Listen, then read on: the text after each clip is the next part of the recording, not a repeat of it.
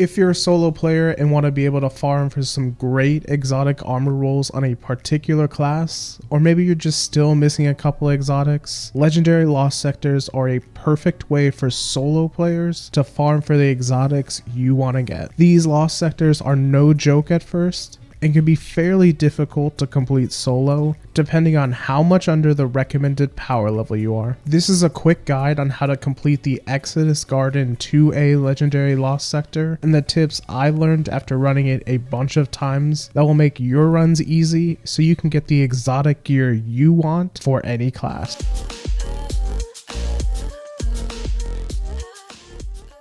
Hi guys, I'm Legionless and this channel is about helping you enjoy your games more. If you want to enjoy your games more and get recommended more Destiny 2 content on the channel, like weapon reviews and god roll guides for the gear you want to get, subscribe to the channel and follow me on Twitter for more Destiny content. Before you step foot into this lost sector, there's a couple things you'll need to know to prepare your loadout. First, I wouldn't recommend being below 30 levels under the recommended power level, and ideally you should be at least 20 power levels away from recommended. In this lost sector, there's only anti-barrier and overload champions. My favorite weapon for anti-barrier champions is the Ariana's Vow exotic hand cannon, which you can purchase from the Monument of Lost Memories kiosk in the tower. This gives you a ton of versatility to shoot champions, bosses, or any bulky enemy from far away while being able to easily break anti-barrier shields. The only elemental shields in the legendary lost sector are void shields, so you'll want to run either a void heavy grenade launcher like the crowd pleaser from Gambit, which I have a video linked in the description showing the best roll you'll want to farm for, or you'll want to use the commemoration void heavy machine gun from the Deep Stone Crypt raid. Both of these will help you pop void shields without needing to get up close. You can also run a void subclass, but you'd be giving up stasis or solar grenades, which can be used to stun overload champions. For the overload champions, I like to use a mix between a kinetic scout rifle or auto rifle, with the overload scout rifle or auto rifle mods on my gloves, and the surge eater and thermal overload class armor mods from the season pass. The scout rifle is great at picking enemies off from far away, where I'm pretty safe, and the season pass mod combo lets you continuously stun overload champions. Your stasis or solar grenade will stun the overload champion,